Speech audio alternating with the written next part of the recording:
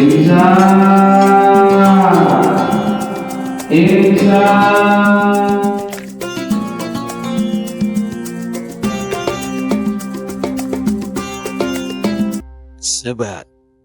sebelum imsak. Tak bawakan kopi Mas Dodo. Apa ya, Dep?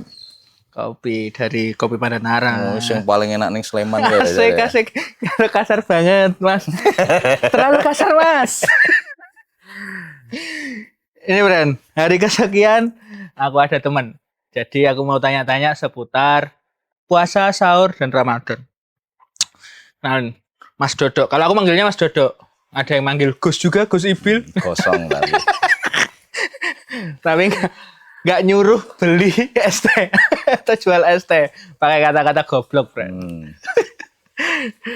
Jadi untuk sebat sebelum imsak, ini edisi spesial karena aku ingin tanya-tanya, Bro, seputar puasa, seputar sahur, seputar apapun itu yang banyak ditanyakan sama Gen Z, Mas Dodo, di media sosial. Gen Z sering bertanya ya. Gen Z sering bertanya dan ketika sering bertanya dianggap itu sering ngeluh atau protes. Iya enggak? Padahal sebenarnya mereka bingung beneran. Iya, bingung beneran. Makanya ini aku ngundang Mas Dodo ke sini. Nih, Mas Dodo. Ini juga keresahanku sih. Gimana? Hukumnya nih. Ini yang paling kocak sih. Ini enggak dari medsos tapi dari teman-temanku. Teman-temanku apa dirimu sendiri? Enggak, teman-temanku nanya.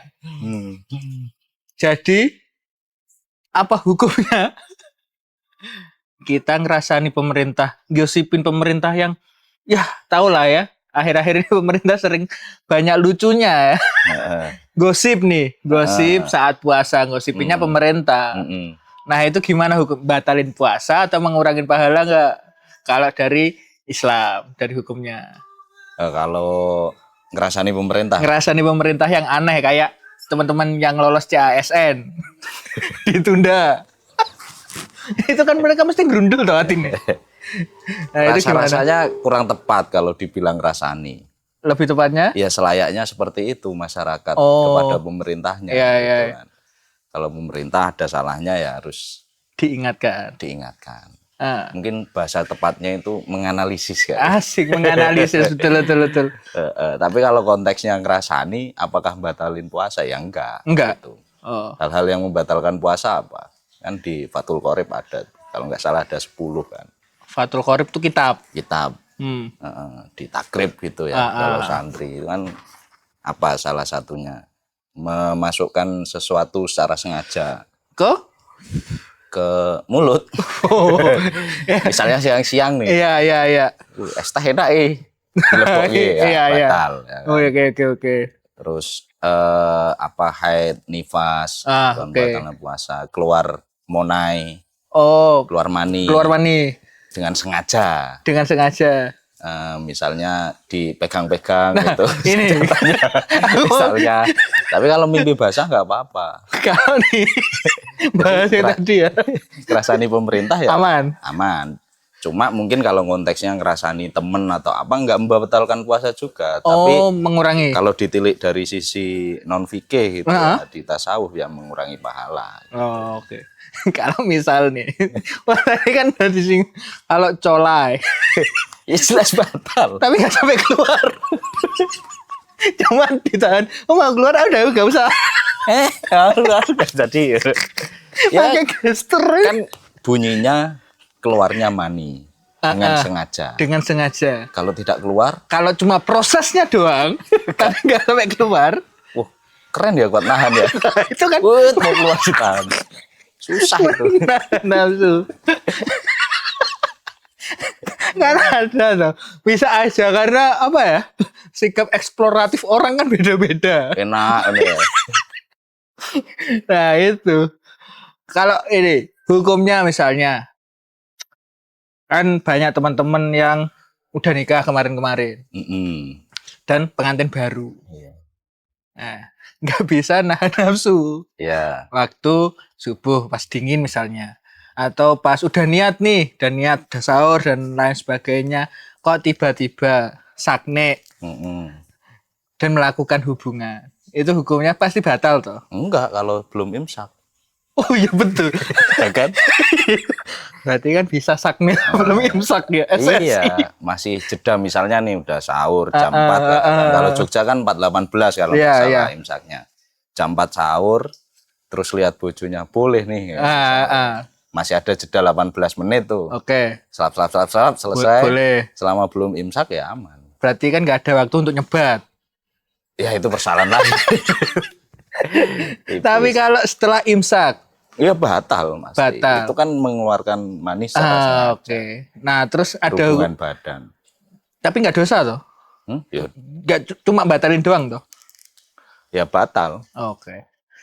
Kan ada juga yang bertanya toh seperti itu karena nggak bisa menahan hawa nafsu ini kan juga aku belum nikah toh. Nah itulah fungsinya puasa. Tidak hanya menahan makan dan minum. Oh, menahan hawa nafsu. Termasuk hawa nafsu gibahin orang misalnya. Cuma kan kalau gibah tadi balik lagi nggak membatalkan puasa. Batasan-batasan apa aja sih Mas Dok? Kadang kan ini suka banyak yang ngakal-ngakali. Ngakal-ngakali. Jadi udah tahu rambu-rambunya nih.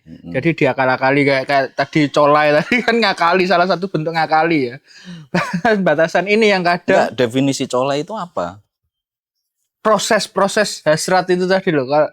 Iya kalau di bahasa Arab kan bahasanya istimna atau istimta gitu. Ngenakin diri. Iya, ngenakin diri. Tapi kan stress release. Kayaknya satu di antara 1 juta umat manusia ini kalau melakukan itu ya definisinya pasti sampai cerit gitu, sampai keluar lah ya. Sampai keluar. Iya. Kadang kan karena aku nggak tahu ya, dulu semasa kecil tuh ada gosip-gosip karena aku nggak pernah ngaji yang detail soal puasa ini. Ada yang bilang bahwa ngupil itu juga batalin puasa, ngorek kuping batalin puasa, sama apa lagi ya? Kalau kehujanan ini kan lagi musim hujan juga. Katanya kehujanan, katanya niat hujan-hujan keluar itu juga batalin puasa. Nah, batas-batas memasukkan sesuatu ke mulut atau ke lubang-lubang yang lain terus seperti apa? Lubang yang lain lagi bahasa aku ya Allah. Berenang, ya kan kadang ada yang itu. Selama masuk ke dalam rongga leher kita ya membatalkan puasa. Makanya kayak ibu-ibu yang masak, biasanya kan boleh mencicip, asal tidak ditelan masuk ke dalam rongga yang membatalkan puasa. Bahkan di kitab itu ada yang kayak gini.